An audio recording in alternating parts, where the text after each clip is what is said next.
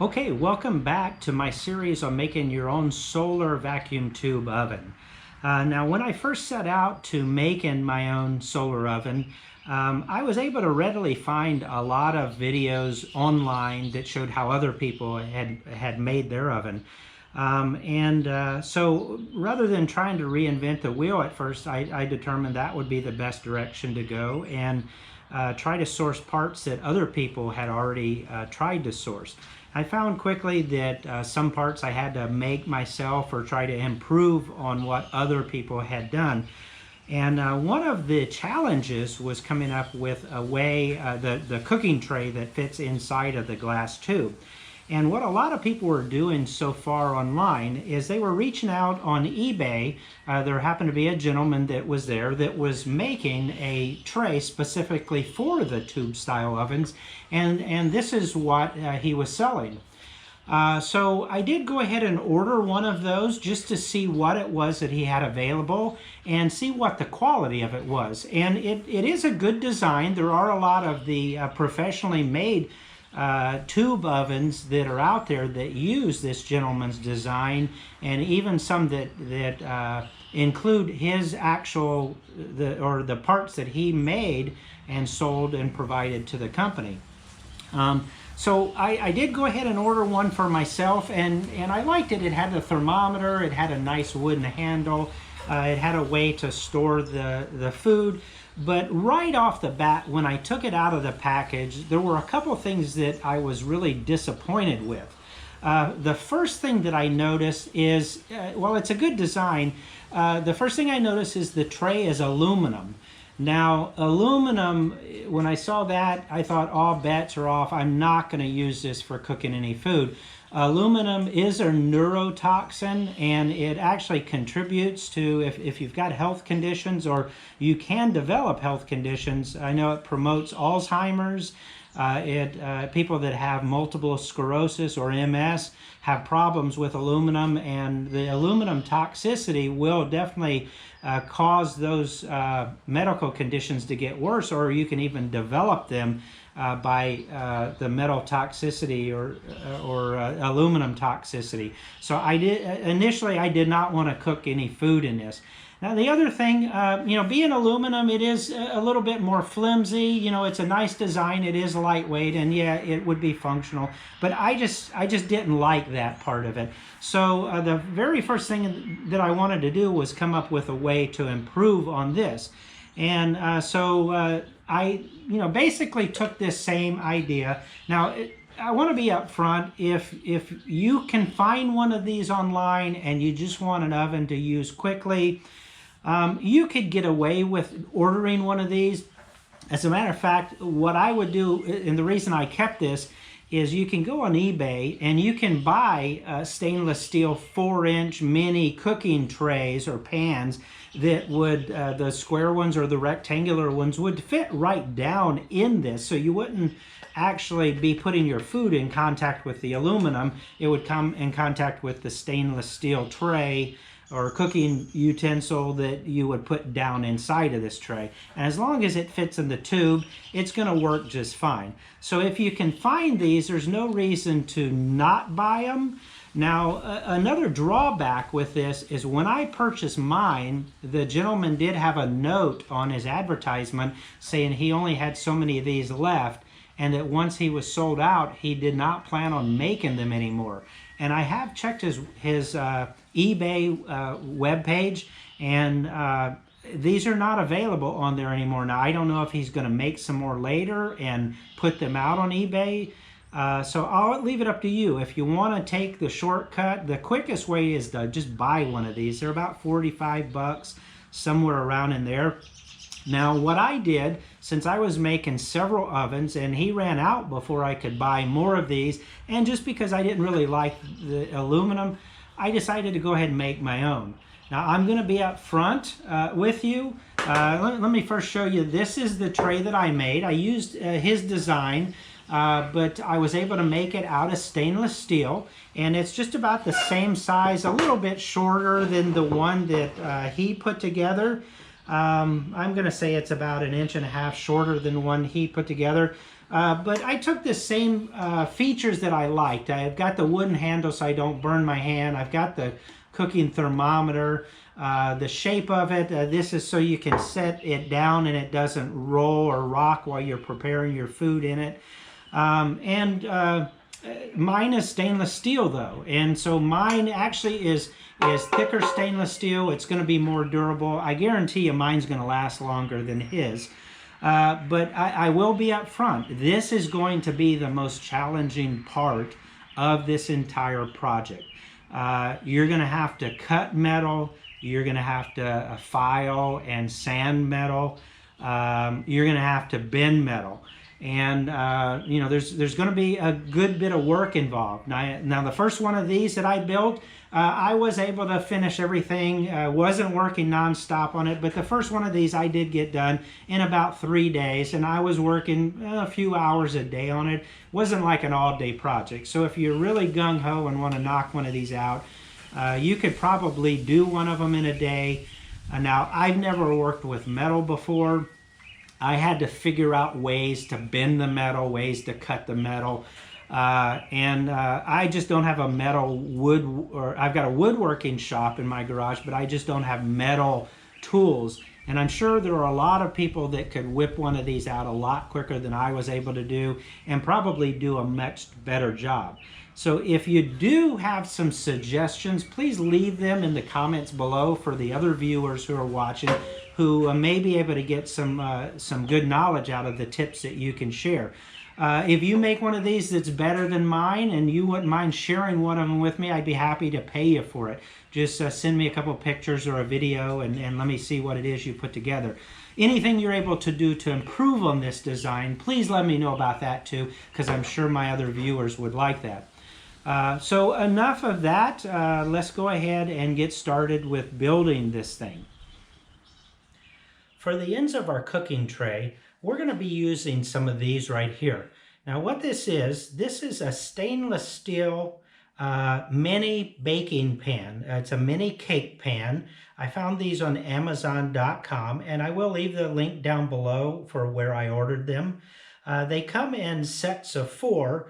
You're going to need 2 of them for each of the ovens that you make. So if you're only making one oven, you can give a couple to your spouse, and maybe they can use them in the kitchen. But anyway, the reason that I selected these is they have a straight side on them rather than being tapered in one direction or another. And it is a 4-inch cake pan, and so with 4 inches, it actually is a perfect size to fit into our tube, and there's just a little bit of slack, which makes it easy to slide in, easy to take out. And by using some of that tape, that barbecue grill tape that we used earlier, on the bottom side of one of these, we're going to be able to slide it in and out of the tube real easy. We don't have to worry about scratching the tube. But I thought that these would work out really nicely. So we're going to need 2 of those. And the first thing that we're going to have to do to them, we're immediately faced with a challenge. The way we're going to connect these to the middle of the cooking tray is we're going to be using some more stainless steel for that, but we're going to attach that to these with pop rivets. Now, if you're familiar with pop rivets, in order to make a pop rivet work, you have to have a hole to put it in. So what we're going to do, we're going to need to drill some holes in the sides of this. And I do want them to be uniform between the front piece and then the back piece. And then we're going to drill some matching holes onto the middle tray that's going to slide in here, and then we'll put the pop rivets through that. So what we're going to need to do is make sure that we have our holes aligned nice and straight along the perimeter of this. And so what I decided I was going to do, I'm going to add 4 holes to this. I think I'm going to put one right here on the side, one directly across from it to hold the top part of our tray, and then I think I'll put 2 of them kind of centered in the bottom there. So to make sure that I get those lined up between the front piece and the back piece, what I did was I took an extra piece of our the vinyl that we used when we made the reflectors, and I just kind of drew out a little template on here. I figure the circumference of this, by the time we put our, imagine this will be our cooking tray, by the time that sits in there, I wanted to know where the halfway point in this piece would be. And it comes out to 7 inches. And so what I did, I cut a piece of this vinyl 7 inches, and then so we got our 7-inch measurement here, and then so then I measured from this side to here 3 inches, this side to here 3 inches, and that gave me the point for where my 2 middle holes will be. Then I decided, measuring off of the ends of this, I figured I'd go a 1/2 inch in this way, a 1/2 inch in this way, and that would give me the point for my the holes that'll be the upper holes for that. And then just to make sure that everything lined up in a straight line this way, what I did, I measured up from the bottom 1 inch. And so now by taking this template, I did go ahead and poke or drill my holes in there where I wanted those to be. Hopefully those will show up on the camera. But now by doing that, what I can do is take this template and simply line it up where I want to position it onto my stainless steel baking pan, and then take a Sharpie marker and simply mark a place directly through those holes that I drilled, and that should give me 4 holes or 4 places that I'm going to drill in a straight line around the perimeter of that baking pan. So first challenge down. So the next challenge that we've got to deal with is, let me slide this out of the way. What we need to do is go ahead and drill our holes into this. Now, for anybody that's ever drilled on metal, you know that when you drill on metal, the drill bit has a tendency to wander. You can't get it exactly where you want it unless you create some type of a divot so that your drill bit doesn't wander. Now, we've got a few more complications going on here too. It's one thing to drill in metal and get a precise hole, but on top of that, we're drilling on a curved surface. So our drill bit is going to definitely want to wander a little bit more than if we were drilling on a flat surface. So that's going to be a challenge too. Now, the next challenge that we're going to run into is, because this is a hollow area, even though we have a rim, a lip on this, and we will be cutting this or filing this lip off. We don't really need it or want it on our oven. Right now, it won't go all the way in because of that lip, and we do want it to go in. But for right now, we're going to leave that lip in place because we're going to take advantage of it. We're going to use it to our advantage. The problem that we have is, because this is a hollow area, if I go to drill a hole right here, when I start pressing down with either the drill press or if I were to use a hand drill, what's going to happen is this metal's going to give in. It's going to kink. So by having that rim in place, it's going to give a little more stability to this outside edge and keep it from doing that so much. So I did take this over to the drill bit or the drill press, and I tried that, but it did tend to still kind of cave in a little bit. So what I decided I needed to do was kind of put something in here to fill the void, but unfortunately I didn't have anything that fit perfectly in there. What I came up with that was the next best thing, this is a 4-inch cake pan, and the outside diameter is 4 inches. This is a 3-inch piece of Schedule 40 PVC. So if I put that in here, it will fit into the cake pan, but there is some play there. So I figured if I could put that in there and line that up with where I want to drill my holes, that would work out well to keep the drill bit from kind of caving in this piece of metal. But I need to get rid of that slop there. So what I did, I just searched around my garage to find something that would fit. And what I came up with was, this is just a piece of hardwood flooring from when I put down some floors in my house a while back. I found that if I took that and I jammed that down into this, actually I think I put the piece of wood down in there first, just like that. And then I took the piece of PVC and kind of wedged that down inside there. That made it nice and tight. It wasn't going to wander. And if I take that and I now line that up with my hoe, I should be able to take that over to the drill press and press down on that pretty hard without it caving in. So let's take this over to the drill press and give it a shot and see what happens. Well, actually, before we take it over to the drill press, there was an important step that I forgot. I mentioned a little while ago about we need to, in order to drill through this material without our drill bit wandering, we need to create kind of a dimple to keep the drill bit from wandering. And to do that, there's actually a couple of different methods that we could use. We've got our marks on the cake pan now. So the first method that we could try is we could take this, this is just an awl. What we can do is place that directly onto our mark and then tap the end of that with our hammer, and that's going to create a small divot. And that's exactly what we want. And since we have the PVC in here, that's a perfect time to do that, is right now. Now, another method that you could use is this is an automatic punch, and this is what I actually used when I did it. And what this is, it works the same as an awl, except you don't need a hammer with this one. With this one, it's spring-loaded. It's got a very high-strength spring in it. And basically, what you do with it is you put it on your mark, and then you simply press down.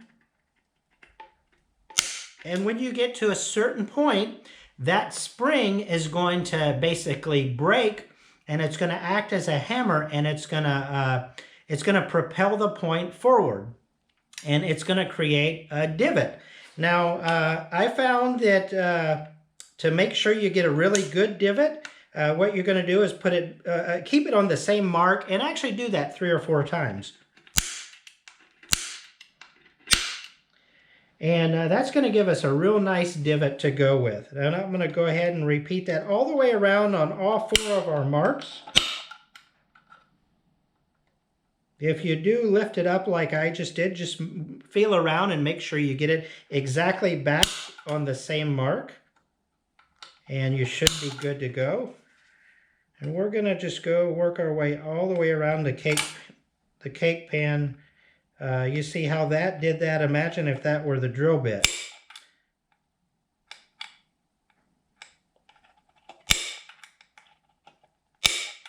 And I will go ahead and leave a link for where you can get one of these. As I mentioned, it's not necessary. You can use the old-fashioned method of using the hammer and awl, or really anything that has a sharp point on it. As long as it has a sharp point, you can get your mark precisely onto your magic marker marks.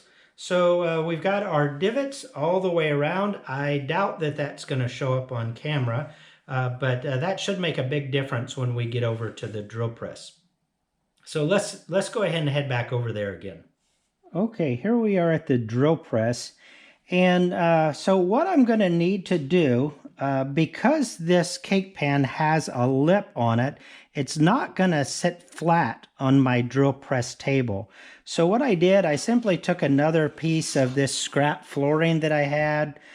You could really use anything. What I wanted to do was just give it something that I could rest on, so that lip doesn't cause things to wobble when we get started with the drilling process.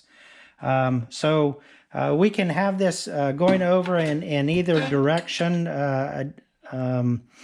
Let's go ahead and do it the way that I originally had it. So we'll go ahead and get things lined up with our mark. I'm going to go ahead and turn the drill press on, and if everything is good and firm with our PVC, we should be able to go ahead and get our drill bit moved down into place.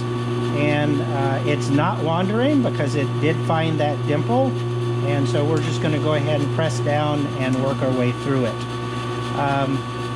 Now, depending on where the PVC was lined up, you may be able to drill more than one hole with it in its current position. I was lined up really good for one of the holes, but when I come down here to these next two holes, if you look, you see that I have a little bit of a gap right there. So what I'm going to do is I'm going to just adjust the position of this PVC and the board that's in there so that I get rid of that slop. Okay, I've repositioned the PVC, and I think I've got it in a place now where I can drill my 3 remaining holes for this piece. So let's go ahead and do that.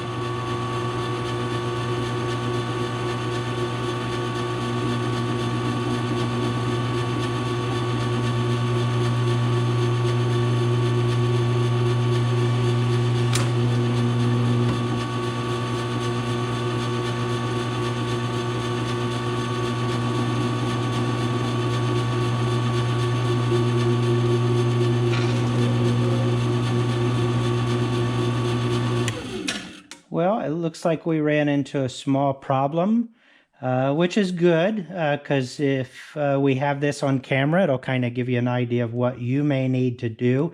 So apparently I must not have had my drill bit firmly in position, because once I got down into the hole, I noticed the drill bit quit spinning with the drill. So I'm going to go ahead, and while we're still kind of in the hole, I'm going to go ahead and just tighten that down a little bit within the drill bit. And we'll see if we can get things moving again, try to get things lined up nice and straight. And I'm going to go ahead and turn the drill press back on again. And okay, there we go. Looks like it came loose. Okay, but looks like my drill bit must have, my drill bit did slide downwards a little bit, so I'm not able to raise it back up out of the piece. So what I'm going to do, I'm going to remove this board that's underneath. That gave me a little bit of movement, so we're good to go with that hole. But before I drill this last hole, I am going to make an adjustment to the bit. Now, one other thing that I forgot to mention before I got started, when I initially put the drill bit in, what I did was I made sure that the drill bit was set nice and deep into my drill press. So I did go ahead just now and move that back into position. Let me try to get things centered a little bit better. And we centered, there we go. But I guess the point that I want to make is I just have a very small amount of the drill bit exposed, and that's intentional. The reason that I'm doing that is because if I had a lot of the drill bit exposed, what would happen is when I come down, especially on a curved surface, that drill bit is not only going to want to wander, but the more of it that's exposed, actually the weaker it is, and the drill bit itself could flex and potentially break. And I don't want that to happen. This is a nice, expensive drill bit that is specifically designed for drilling metal, and stainless steel being a very hard metal, you do want to make sure that you use a drill bit that's designed for just that. So let's go ahead and get things lined up. We'll try to get our last hole. And and hopefully our drill bit will play well with us this time.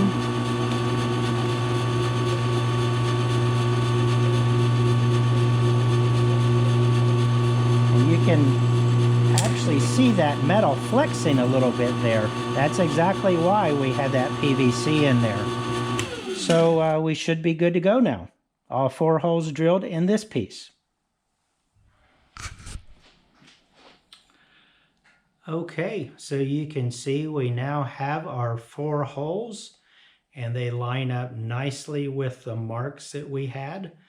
And this piece is done with the drilling, so we can go ahead and do our next end cap. And I've got a few of these to do since I'm building a few ovens, but you should only have 2 of them to do. Now we do have a little bit of a scratch there. I did that with that automatic punch a little while ago when it slipped, but that's no problem. I mentioned that we've got to put some of that barbecue tape on this piece, and that barbecue tape will cover that up, and you won't even know that scratch is there later on.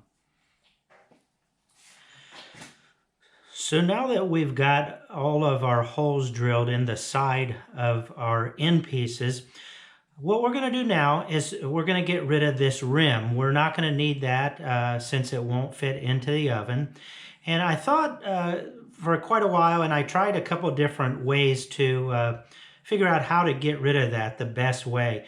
And I thought maybe a hacksaw would do it, but it would really take forever to get down through this piece with a hacksaw, because it does have some thickness to it, and as I mentioned before, stainless steel is a pretty tough metal. The other thing I could do is use a cutoff wheel, but I'm worried that if I do that, if the cutoff wheel slips, I'll really scour or scratch this up, and I don't want to do that. And plus, I could end up with kind of a crooked cut. So what I decided to do is just to use my bench top belt sander. And I know it's going to take a little while to get the rim off of here, but that's what I'm going to do. I think that if I hold it on here and move it back and forth, that I should be able to get through this this rim and make it so that it fits. It's going to take a while, but I think that'd be the safest way and the cleanest way, and the way that we're going to get a nice, consistent and flat cut off of that. So I'm going to go ahead and get started. Now, because we are going to be basically grinding this metal down to dust, we are going to take some precautions. I am going to wear kind of a dust mask, and I'm also going to wear some safety glasses so that I don't end up with any kind of metal powder or metal chips or anything in my eyes. So I'm going to go ahead and get started. Now this is not an expensive sander. I picked this one up at Harbor Freight. I think it was on sale for about $50, and it came with one belt. The belt that's on here is an 80 grit sanding belt. And just in case I go through those pretty quickly, I did pick up a package of some more. I think it was $13 for this pack of 5 additional belts. Don't know if I'm going to need those or not, but better to have them just in case I do need them, because I do have 6 more of these to do. I did go ahead and do the 2 for the first oven that I've already completed. So let's get started. Okay, we're going to go ahead and get started now, and what I'm going to do, just to kind of get an idea of how long this is going to take, I do have my iPhone, and I'm going to hit start with the timer when we get started. Now, a couple of things I do want to point out. I'm going to be wearing a glove while we do this, because we're going to build up some friction, and I assume this metal is going to be getting hot. But let's go ahead and start the timer, and we'll go ahead and get started.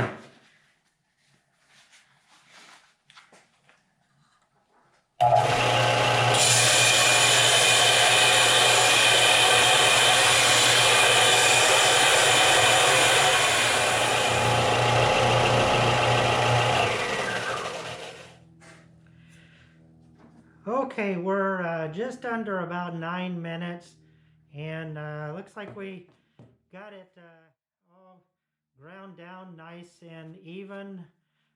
Got the ring off of it, got pretty much all of the lip off of it. I think what I need to do now is just kind of hit that with a quick filing and maybe a little bit of steel wool, and it should be good to go.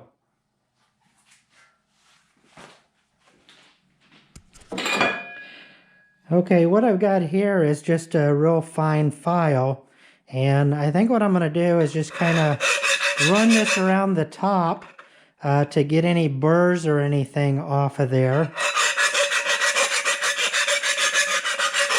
May not be needed, but I just want to make sure I don't cut myself with any shards or anything.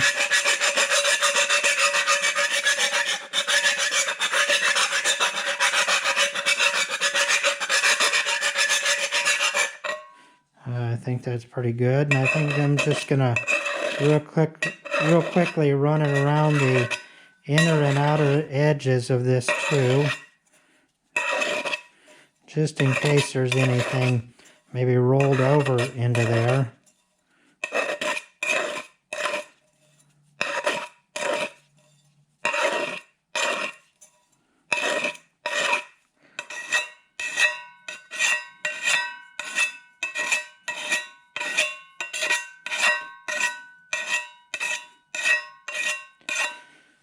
Okay, I think that's going to do. And I've got some coarse steel wool here. I'm going to go over it first with that. And then I've got some fine steel wool that I'm going to follow that up with.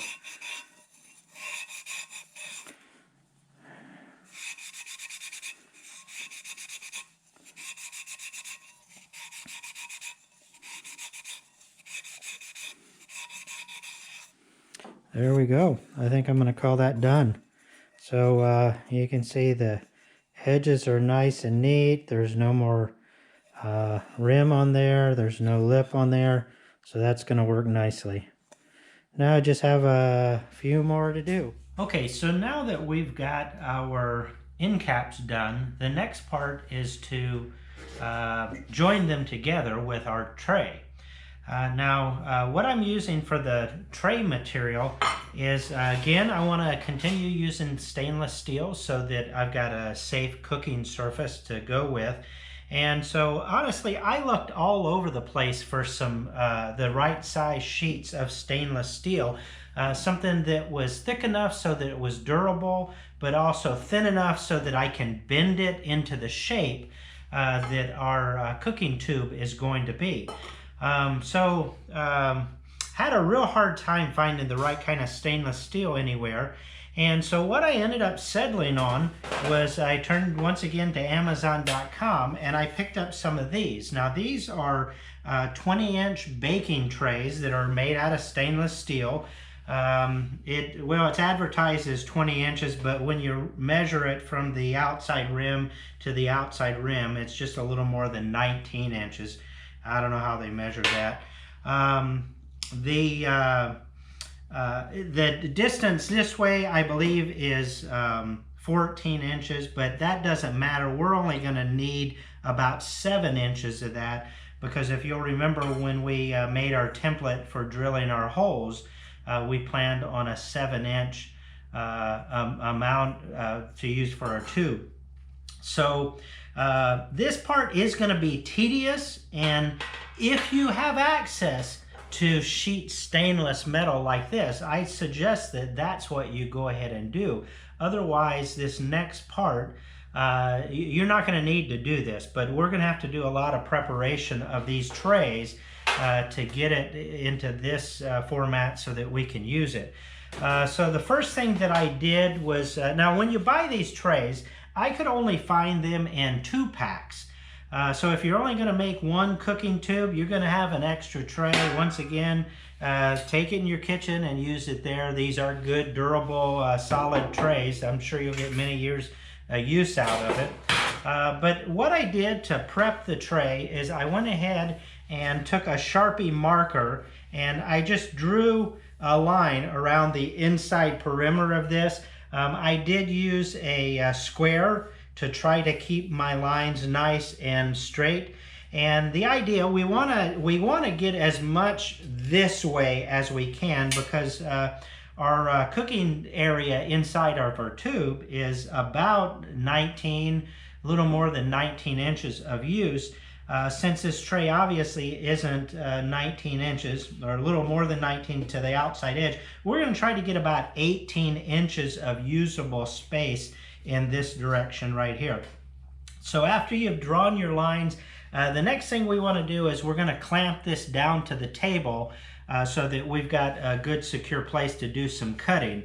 Now I did go ahead and position some just some old rags onto my table. I don't want to scratch this any more than necessary while I'm cutting it.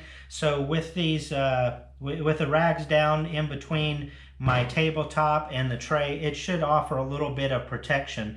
And so what I'm going to do is I'm just going to go ahead and mount it right down onto the table. And here's what we're going to be using to cut it.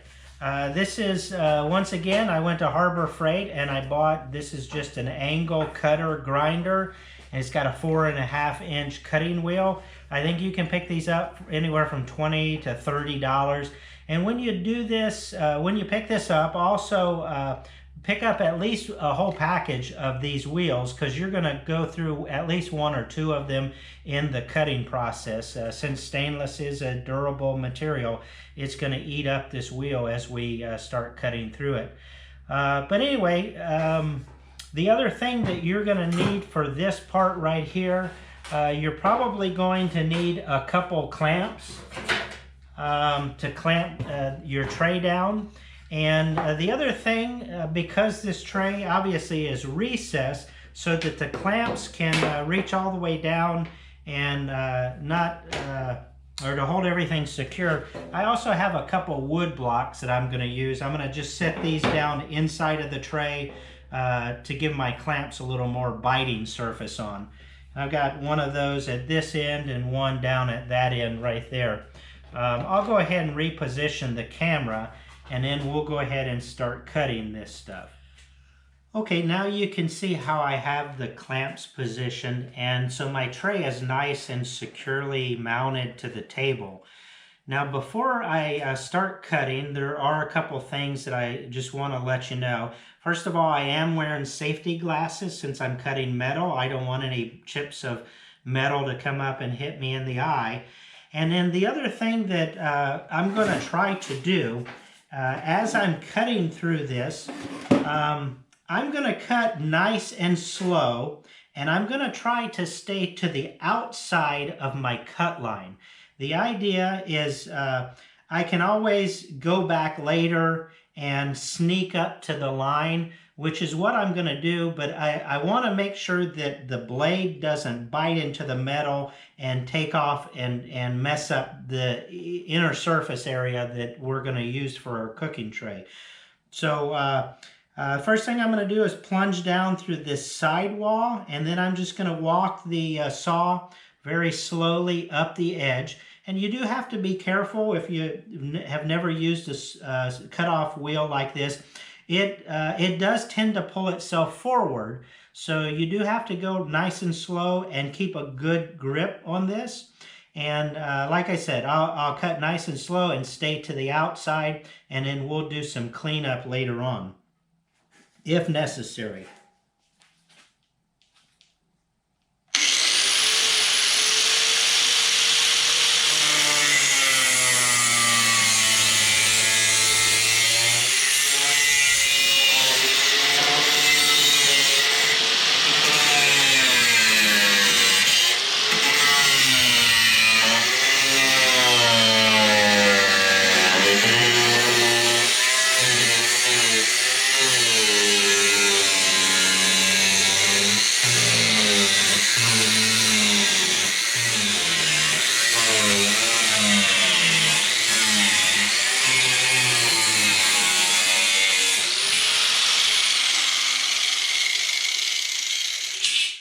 Okay, that first side is cut off, and now at this point, be very, very cautious. You don't want to reach down and grab this edge right here.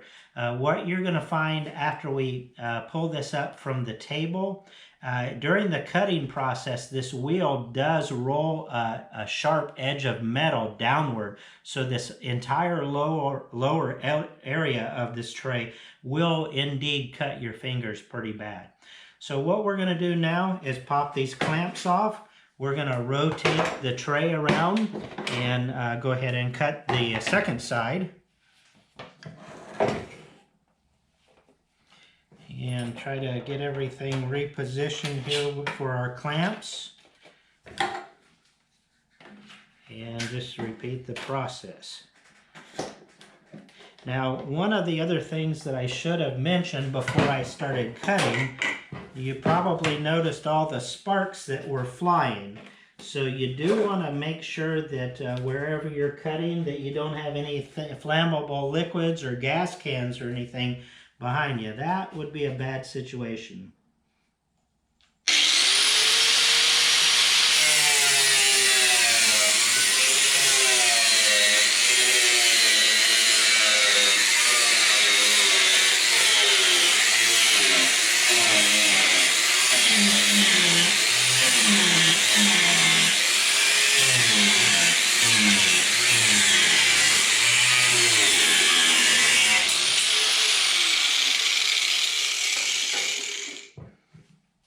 Okay, side 2 down. Let's go ahead and rotate it around again. We'll work our way right on around.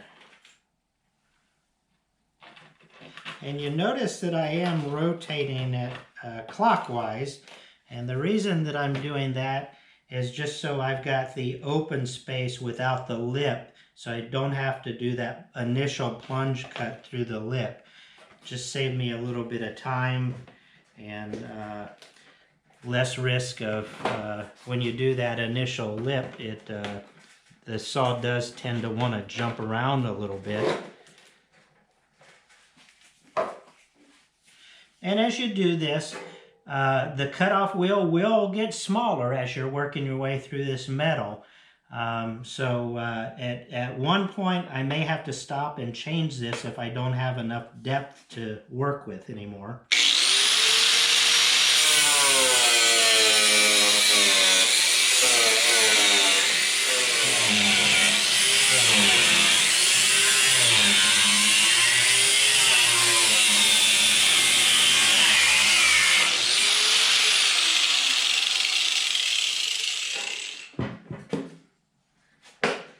All right, one more side to do.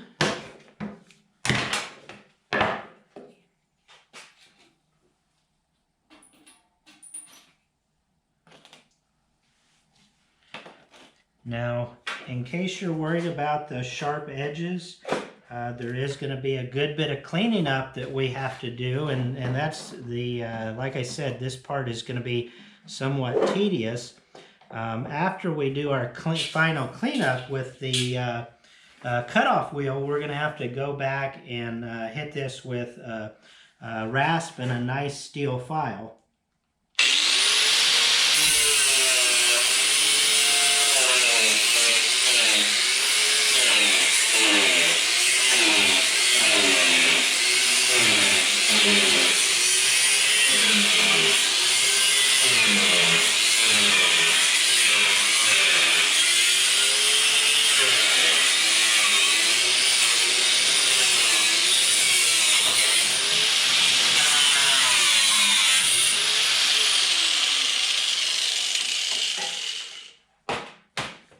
Okay, we've got that part done, and so now the next part, as I mentioned, we're going to have to clean things up.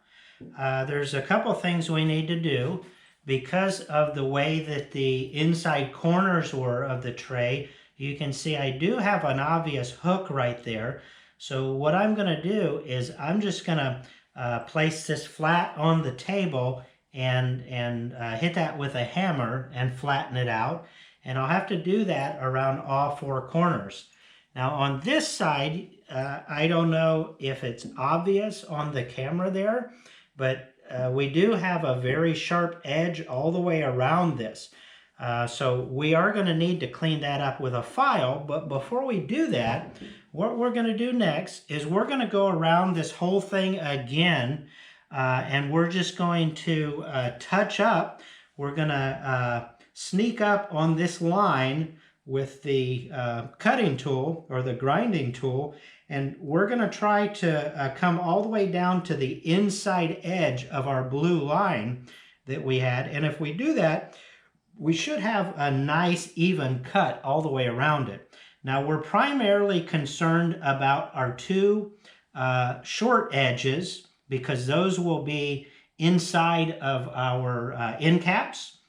And then we're concerned about getting one side, one of the long sides, nice and straight. We're not so much concerned about the other side because we will eventually cut that off later on.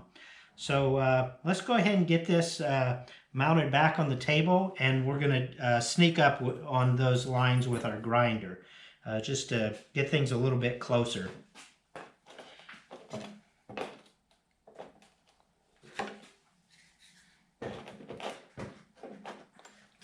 Now, hopefully you'll be able to find yourself some sheet steel so you don't have to do all of this part. But in case you're not, well, that's why we're going through all of this. So let's go ahead and try sneaking up on this a little bit, and we'll work our way to that inside of that magic marker line.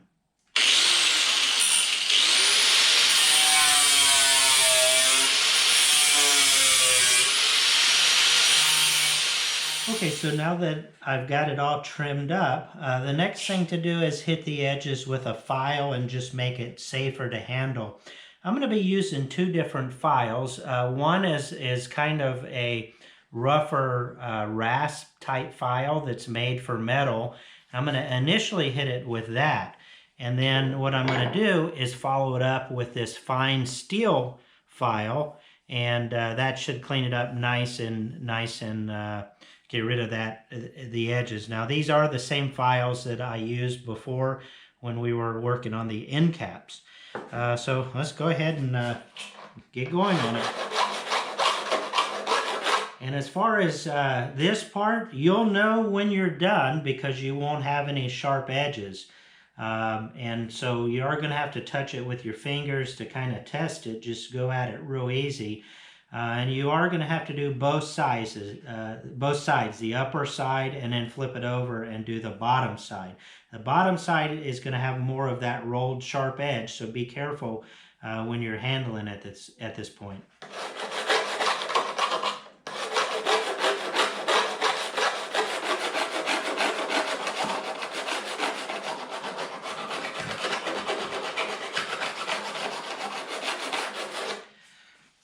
Before I do any more, I know I mentioned about tapping those corners down.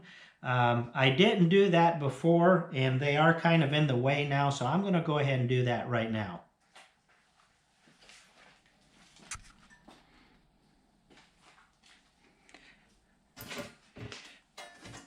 So I've got my vise right here, and what I'm going to do is just put that corner on the vise and just tap to flatten that out as best as possible. And then I'm just going to kind of rotate this around and do the same thing with all four corners.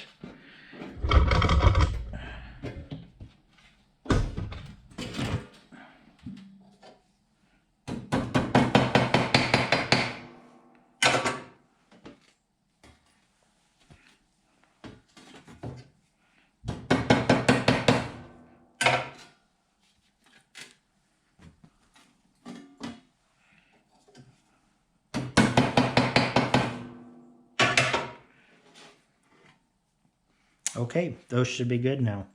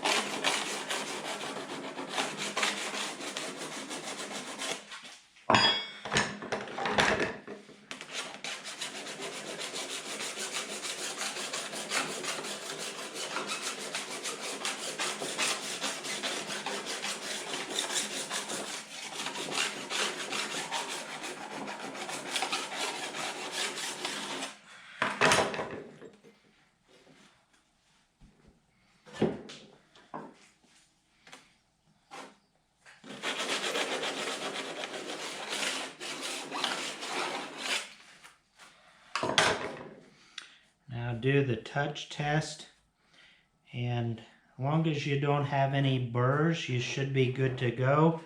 And so that's my first side. You can see that it's nice and straight. So go ahead and I'm going to go ahead and work on the other outside edge, and then I'll do the long edge.